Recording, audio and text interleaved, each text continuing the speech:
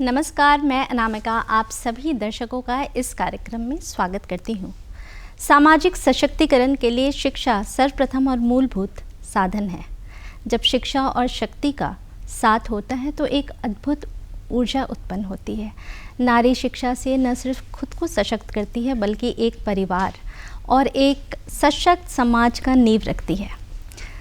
सशक्त नारी सशक्त समाज।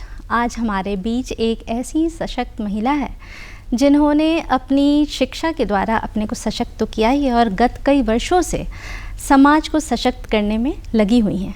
आज हमारे साथ है इग्नू की assistant regional director doctor Ragini Rai. Doctor Ragini, आपका इस कार्यक्रम में बहुत बहुत स्वागत है। धन्यवाद अनामिका जी। मैं डॉक्टर रागिनी, जैसा आपने बताया, अगर मैं अपनी बैकग्राउंड की बात करूं तो मैं बिहार के बेगूसराय ज़िले के मल्हीपुर गांव से मेरा जन्म, मेरी प्रारंभिक शिक्षा क्लास 5 तक की उसी गांव के स्कूल से हुई है, सरकारी स्कूल से हुई है।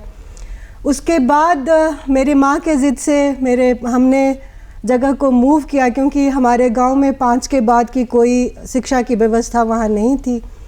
तो सब डिवीज़न तेघरा है, वहाँ पर हाई स्कूल था, उमर हाई स्कूल। तेघरा से अगेन सरकारी स्कूल, जो कि मेरे दौर में काफ़ी नॉर्मल था। हम सब सरकारी स्कूल में ही पढ़ते थे। वहाँ पर हमारी पढ़ाई हुई। उसके बाद इंटरमीडिएट मैंने बरौनी से किया। मैं एक बात अनामिका जी बोलूँ, जो क्लास 10 था उसमें मुझे फर्स्ट डिवीज़न नहीं मिला था। मेरे जीवन का वो एक ऐसा मौका था जब मैंने खुद को टटोला, खुद से पूछा क्या कि मैं 60% या उससे ज़्यादा नंबर नहीं पा सकती थी। मेरा ख्वाब था MDDM कॉलेज मुजफ्फरपुर में पढ़ने का, क्योंकि मेरे एक बगल की दीदी वहाँ पढ़ती थी और मैं उस दीदी में हमेशा, क्योंकि वो साइंस में फिजिक्स में कर रही थी, मुझे लगता था कि कल को मैं भी हॉस्टल में जाके पढ़ूँगी। वहाँ नहीं हो पाया। लेकिन मेरे पापा ने उस समय मुझे कुछ नहीं बोला, सिर्फ ये बोला कि अगर तुम पढ़ने को तैयार हो तो मैं तुम्हें पढ़ाने के लिए तैयार हूँ। फाइनेंशियली पापा ने हर वो चीज़ मेरा पूरा किया जो कि एक फादर को करना चाहिए। और मेरी माँ मेरी रोल मॉडल है। उन्होंने वो सब कुछ मुझे दिया, सारे अड़चनों को हर जगह एक सपोर्ट सिस्टम। फाइनेंशियल सपोर्ट मुझे पापा से, लेकिन मैं ये भी नहीं कहूँगी कि मेरी माँ सिर्फ एक होम मेकर थी। घर में जो भी ज़मीन और ये सब थे उसका सारा लेखा जोखा मेरी माँ रखती थी। एक ब्लेंड था, उसको बच्चों की भी चिंता थी, लेकिन जो गांव के जितने भी उत्तरदायित्व थे रिश्तों के, ये सारा कुछ मेरी माँ निभाती थी। एक छोटे से गांव से निकलकर आप JNU पहुंची, यहाँ तक का सफ़र आपने कैसे तय किया? जैसा कि मैंने आपको बताया कि मेरे पापा और माँ का बहुत ही अहम भूमिका रहा। मुझे लगता है किसी भी माता पिता के लिए अगर उसके बच्चे की उड़ान ऊंची हो तो ये बहुत ज़रूरी है कि उनकी सोच भी उनके लिए हो और उनका सोच सिर्फ शादी करके छुटकारा पाने वाला ऐसा ना हो। मुझे लगता है मेरी माँ को पता नहीं कहाँ से, लेकिन शिक्षा का महत्व उसे बहुत शुरुआत से समझ में आता था। और मेरे पापा खुद ही बिल्कुल कम्युनिस्ट मिजाज के लोग, और उनका था सोच कि मेरे बच्चे पढ़ें, आगे बढ़ें। हर्डल्स तो बहुत सारे थे, जैसा कि मैंने बोला कि मेरा खुद का ऐसे यूनिवर्सिटी में, ऐसे कॉलेज में नामांकन नहीं हो पाया, तो मैं खुद को ही तैयार की। मुझे वो दिन याद है, उस ज़माने में इन्वर्टर जैसा कुछ नहीं था। लालटेन और लैंप में भी पढ़ाई करके, और बहुत ही गर्मी और ऐसे हॉस्टल में बहुत मिनिमल जो भी कहिए, उन सब से भी लेकिन निकलते हुए मुझे हमेशा ये चीज़ लगता था कि कल को अगर बेहतर बनाना है तो ये सब उस रास्ते के बस एक पड़ाव हैं। तो कहीं ना कहीं मुझे बस ये एक चीज़ मैंने सोच रखा था अनामिका जी कि अगर मुझे तेघरा से मैं निकली हूँ तो मैं तेघरा सिर्फ वापस बिना कुछ किए नहीं जाऊँगी। ये मैं बहुत क्लियर थी।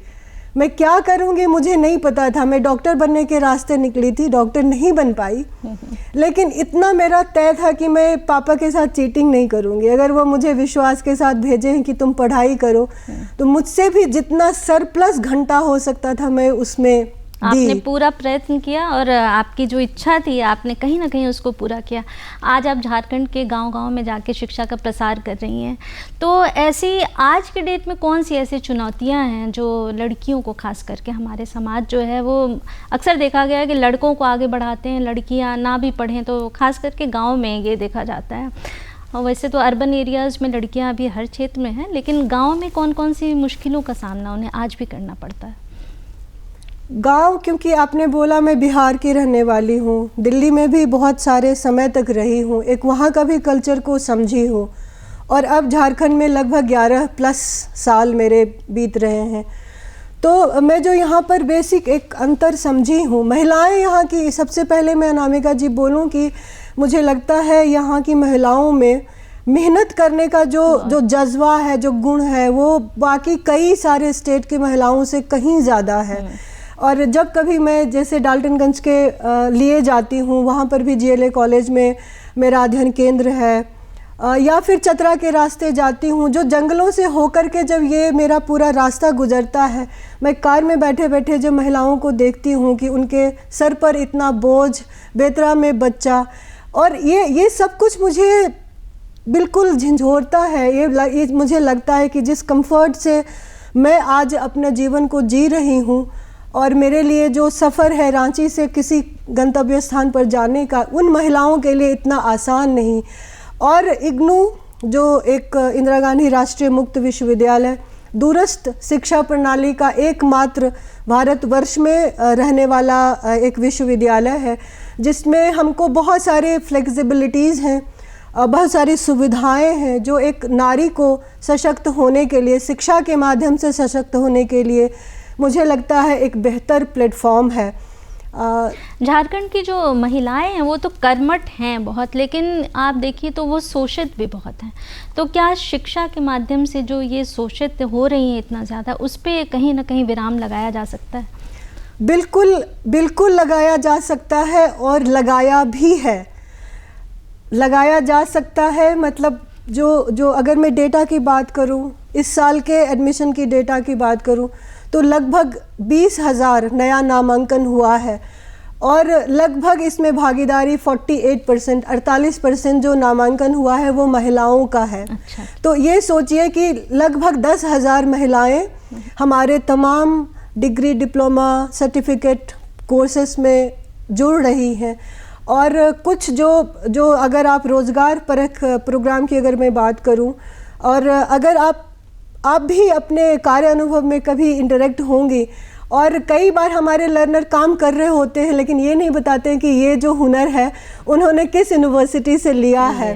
कई बार वो थोड़ा सा छुप सा जाता है, लेकिन अगर आप उनसे बात करेंगी, जैसे PG डिप्लोमा रूरल डेवलपमेंट का प्रोग्राम है, जो ग्रामीण विकास का जो जितना भी परियोजनाएं जो चल रही हैं, जिला स्तर पर भी मैनेजर के रूप में जो पदस्थापित महिलाएं हो रही हैं, सोशल वर्क में बहुत महिलाएं हैं जो सोशल वर्क सेक्टर में आज हम जो जुड़ करके कुछ तो हैं जिनको कि सोशल वर्क में अनुभव है, लेकिन उनके डिग्री की ज़रूरत है, उनका कोई हुनर का सर्टिफिकेशन नहीं है। ऐसे के लिए बैचलर डिग्री सोशल वर्क में, हमारे यहाँ मास्टर्स डिग्री सोशल वर्क में भी है। अब देखेंगे कि कुछ जिला है, हज़ारीबाग के आसपास का कुछ गांव है जिसमें HIV के बहुत सारे केसेस हो रहे हैं, जिसमें जो आपने पीड़ित होने की जो बात कही, कई बार जो परिवार के पुरुष होते हैं वाहक इन विषाणु के वो होते हैं, लेकिन जब इनका संक्रमण महिलाओं के तक पहुंच जाता है तो सबसे ज़्यादा जो शोषित और सबसे ज़्यादा जो परिवार से जो बहिष्कार जो होता है वो इन महिलाओं का होता है। तो शिक्षा उनको उनके हक के बारे में, उनके अपने स्वास्थ्य के बारे में, उनके अवेयरनेस के बारे में, उनके क्या कर्तव्य हैं वो भी बताती है और क्या अधिकार है इस पर भी बात होती है। इस तरीके से इनके लिए तो बहुत अनिवार्य है कि कम से कम वो अपने हक के लिए लड़ सकें। और एक और बात है कि शिक्षा से मुझे लगता है कि ये नारी है ये आर्थिक रूप से सशक्त हो सकती है। आप इस बात से कितनी सहमत हैं कि आर्थिक सशक्तिकरण कितना ज़रूरी है और खुद उनको आत्मनिर्भर होना कितना ज़रूरी है? ये आप बोल करके मैं अपने जीवन को ही देखने लग जाती हूँ। छोटे से छोटा फैसला, उससे बड़ा से बड़ा फाइनेंशियल फैसला मुझे लगता है महिला तभी घर में कर पाती है जब उनका एक अपना आर्थिक, मुझे लगता है स्वायत्तता बहुत बहुत ज़रूरी है। कहने की बात है कि किसी का पति या किसी का कोई भी कितना वो मतलब कमा रहा है, मुझे लगता है जो प्रतिशत होगा, अगर आप खुद में संबल हैं और अगर अपने गांव में रह करके 20 से 25 हज़ार की नौकरी कर रही हैं, इसका बहुत बहुत बड़ी बात है कि आपको किसी से हर महीने अपने छोटे छोटे ज़रूरत, अपने छोटे छोटे शौक़ और किसी को कोई मदद करनी है। अगर मेरी माँ ने मुझे नर्चर किया है और मुझे कुछ भी उनके लिए या अपने परिवार के उन सदस्यों के लिए कुछ करने का मेरा मन है, मुझे किसी के परमिशन की ज़रूरत नहीं है।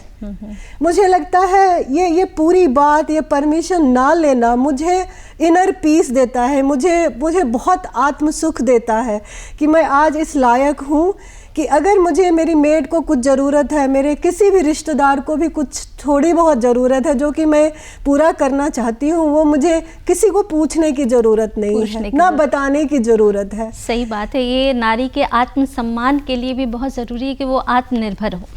और कई ऐसी लड़कियां हैं जो पढ़ना चाहती हैं और वो पढ़ नहीं पाई, मान लीजिए वो 10th में हैं, आगे पढ़ना चाहती हैं, तो घर बैठे कौन से ऐसे कोर्सेज हैं जो वो कर सकती हैं और आगे चल के उसमें अपना करियर बना सकें? तो इग्नू में ऐसे कौन कौन से कोर्सेज हैं जो ये लड़कियां कर सकती हैं आफ्टर 10th? मैं अपने उत्तर को देते हुए एक दो उदाहरण भी मैं पेश करूंगी जो कि मेरे जो कार्यकाल का के अंदर में हुआ है और कहीं ना कहीं उसमें मेरी भी भूमिका रही है।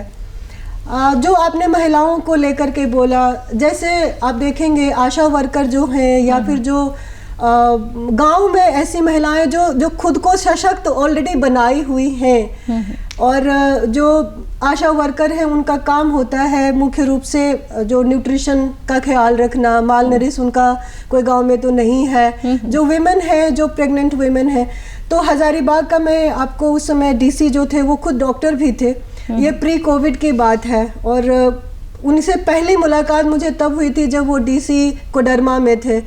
खुद वो डॉक्टर हैं और उस पोस्ट पर हैं, तो उन्होंने तब मुझसे पूछा था कि क्या मैं कुछ ऐसा प्रोग्राम जो ये महिलाएं अगर कर ले न्यूट्रिशन के मामले में हो और जो ये 10th पास हैं या 10+2 किए हुए हैं, क्योंकि आपको काम तो मिल गया है लेकिन हुनर नहीं है। अगर न्यूट्रिशन को अगर आप उसको समझ उसकी नहीं है तो थोड़ी सी मुश्किल होगी, हालांकि हम काम करते करते चीज़ें सीख जाते हैं। 400 के लगभग जो सहिया वर्कर थी वो हमारे इस प्रोग्राम में, वो स्पॉन्सर्ड हमारा प्रोग्राम था, उससे जुड़ी और वो बखूबी अपने डिग्री को पूरा की। और मुझे इस बात का अच्छा इस सोच करके लगता है कि ज़रूर वो बेहतर सपोर्ट कर रही होंगी।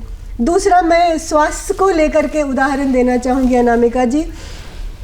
ये भारत सरकार की बहुत महत्वाकांक्षी परियोजना में से था certificate course in community health.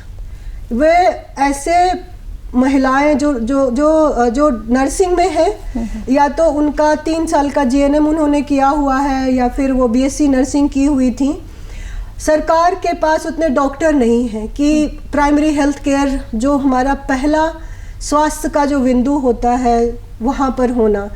तो इग्नू के माध्यम से वो सारी हमारे नर्सेस भी ओवर अ पीरियड ऑफ 2019 से अब तक वो प्रोग्राम चल रहा है और वो भी सशक्त हुई हैं।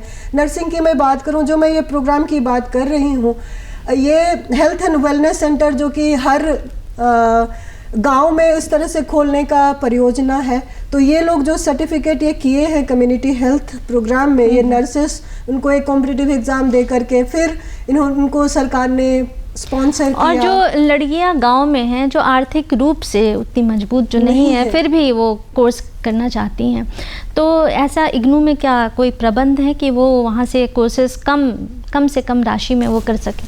बैकवर्ड क्लासेस हैं, SC ST है, उनके लिए कुछ ऐसा है प्रबंध?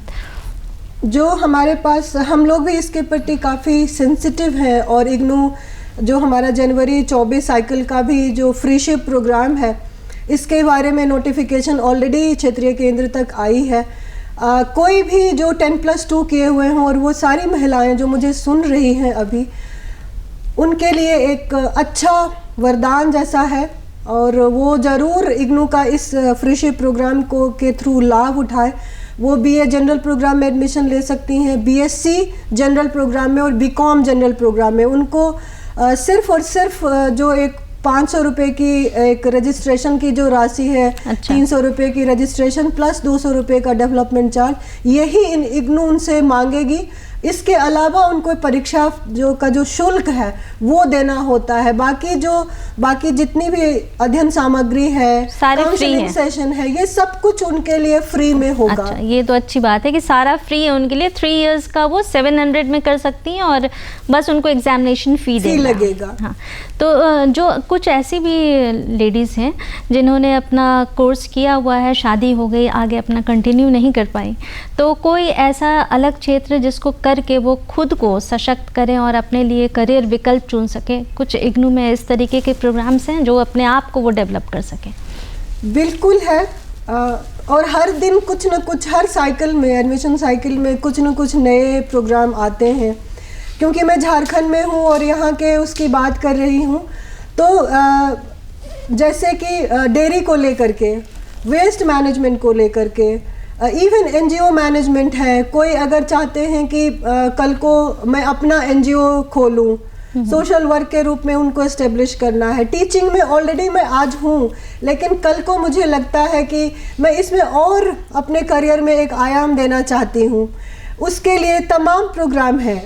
सर्टिफिकेट कोर्स हमारे पास, जैसा कि मैंने आपको बताया, NGO मैनेजमेंट में है। कोई अगर भाषा, उनके सबसे पहले मुझे ये देखना होगा महिलाओं को कि उनके मन में कोई उड़ान लेने का मन है।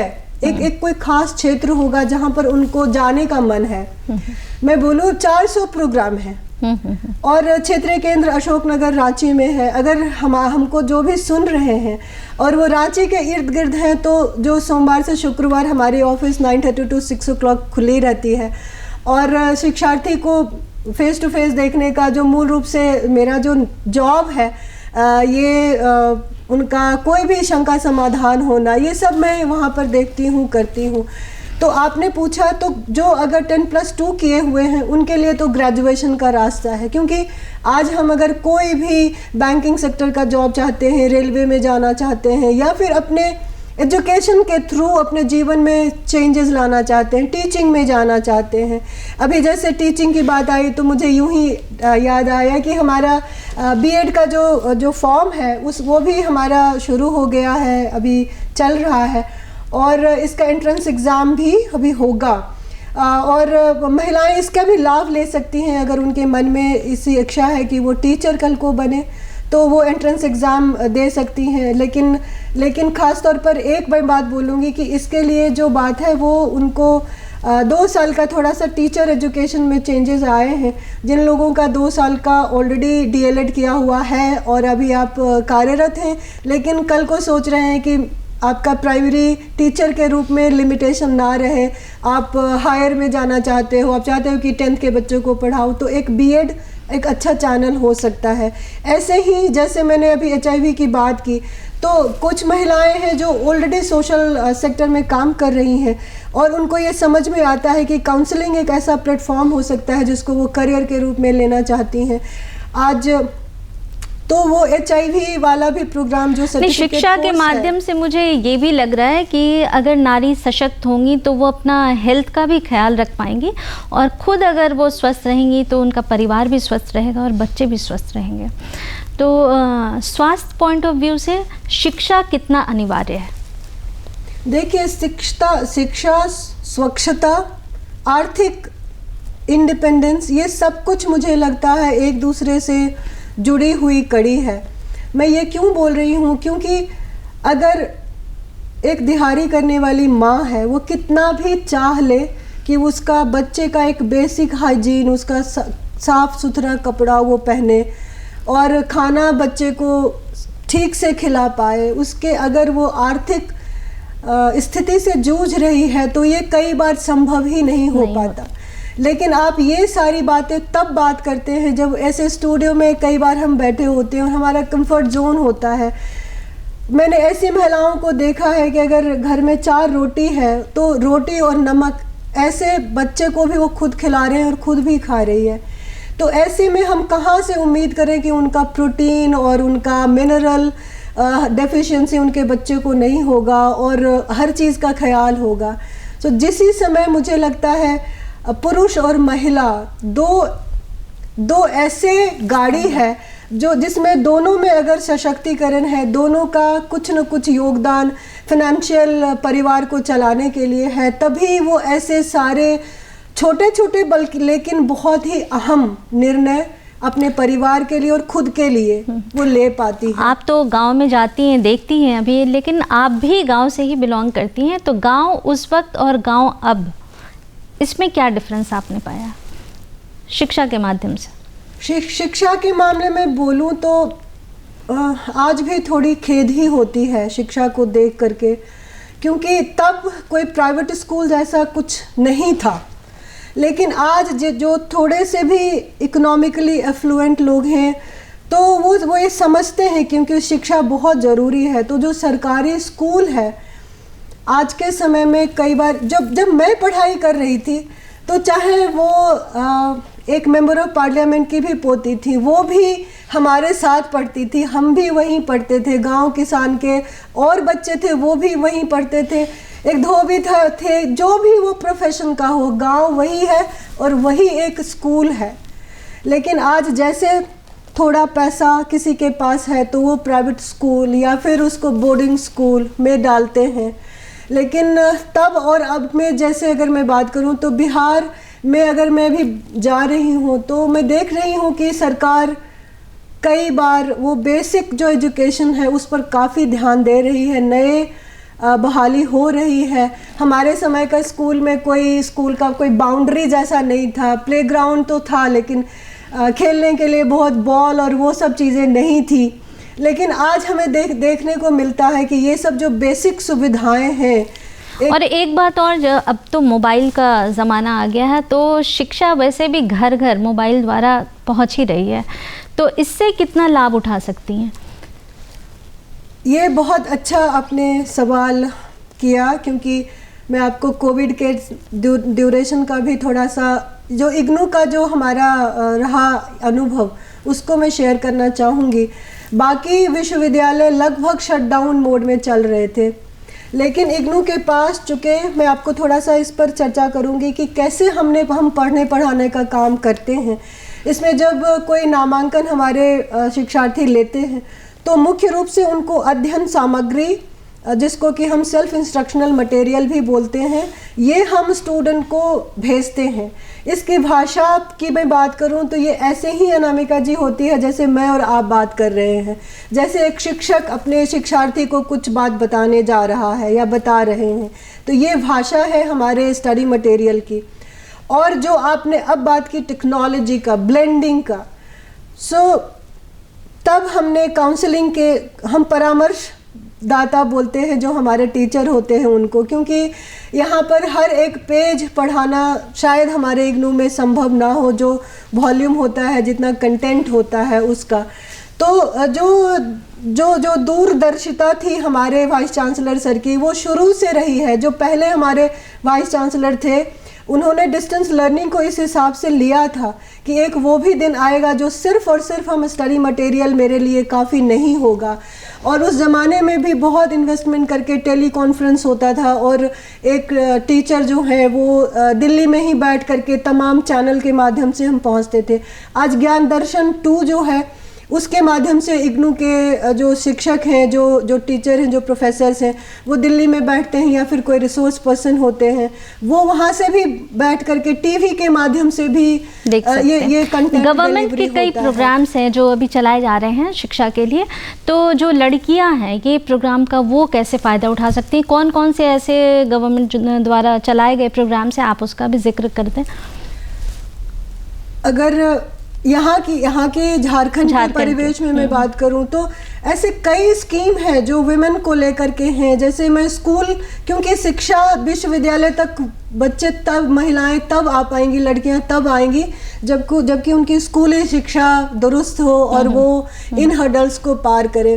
तो चूंकि मैं दूरस्थ शिक्षा में हूँ तो ये बात भी मैं यहाँ पर बोलूँगी। हो सकता है बहुत सारी महिलाएं या लड़कियाँ जो मुझे सुन रही हैं, जो कहीं पर काम कर रही हैं, किसी पार्लर में काम कर रही हैं, किसी घर में काम कर रही हैं। कौन से हैं गवर्नमेंट के? अगर मैं स्कीम की बात करूं तो एक तो बेटी पढ़ाओ बेटी बचाओ योजना है। कई ऐसे जो सुकन्या का जो योजना है उसका भी लाभ आज पेरेंट्स ले रहे हैं। और कस्तूरबा गांधी खास करके एक बालिका स्कूल है जो कि रेसिडेंशियल है, जो कि मुझे लगता है कि लड़कियों को सीधे तौर पर उसका लाभ लेना चाहिए। ये कहते हुए मैं एक बात और बोलूँगी कि एक नेशनल ओपन स्कूल का भी है। कई बार हो सकता है आप 7-8 तक तो पढ़े, लेकिन आपने बोर्ड का आपका सर्टिफिकेशन नहीं हो पाया, तो ये एक वहाँ से भी फ़ायदा लेने का वक्त है, जबकि आप फॉर्म फिलअप करके और उसके बारे में भी थोड़ा सा क्षेत्रीय कार्यालय जो है वो रांची में है NIOS का, वो उससे भी आप लाभ ले सकते हैं। और जैसे ही आप 10th और 10+2 कर लिए, उसके बाद इग्नू आपके लिए एक खुला दरवाज़ा है जिसके पास 400 प्रोग्राम है। अब आपने बहुत अच्छी बातें बताई। जो महिलाएं ये देख रही हैं, जो लड़कियां ये देख रही हैं, वो बहुत आपसे प्रभावित भी हुई होंगी। तो कोई ऐसा संदेश जो आप लड़कियों को देना चाहें? मैं यही बोलूँगी कि अपने जो सोच है उसका दायरा, कई बार हमारे पास जो सोसाइटी होती है वो बहुत सारी बातें बोल करके लड़कियों, जो छोटे बच्चे हैं, जो लड़कियां हैं, उनके मन पर एक बोझ जैसा बनाती हैं। कई बार रंग रूप, लंबा छोटा, हम इन्हीं सब चीज़ों में फंस के रह जाते हैं। कई बार सांवला होना लगता है कि एक वो बात है, लेकिन मुझे लगता है इन सब चीज़ों से उबरते थोड़ा वक्त लगता है, जैसे मुझे भी कई साल लगे। और अनामिका जी, मेरे दांत के बीच में एक गैप है। पहले जब मैं मुस्कुराती थी तो मुझे लगता था मैं खुल के ना मुस्कुराऊं, लेकिन आज मुझे लगता है ये मेरी पहचान है। रागिनी जी, आप हमारे कार्यक्रम में आई, आपका बहुत बहुत धन्यवाद। Thank you so much. जो दर्शक ये प्रोग्राम देख रहे हैं, मुझे उम्मीद है कि आप बहुत लाभान्वित हुए होंगे इस प्रोग्राम से। नारी हमारी समाज की सशक्त आधारशिला है, जिसके बिना हम किसी भी परिवार की सोच नहीं सकते हैं, अपने देश को सशक्त नहीं कर सकते हैं। नारी को सशक्त करने के लिए खुद नारी को ही सामने आना होगा। आज के लिए बस इतना ही। नमस्कार।